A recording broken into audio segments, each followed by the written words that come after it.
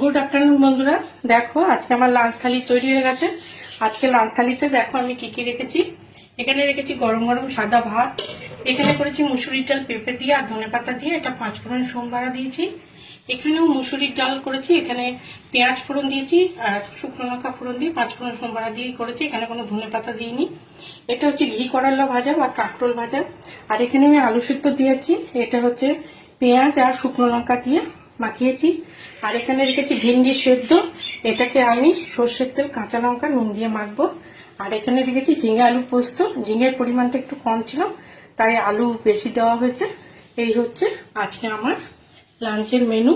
তোমরা কি কি লাঞ্চ করলে অবশ্যই ভিডিওটিও দেখবো। আমার লাঞ্চ মেনু তোমাদের কেমন লাগলো অবশ্যই কমেন্ট করে জানিও।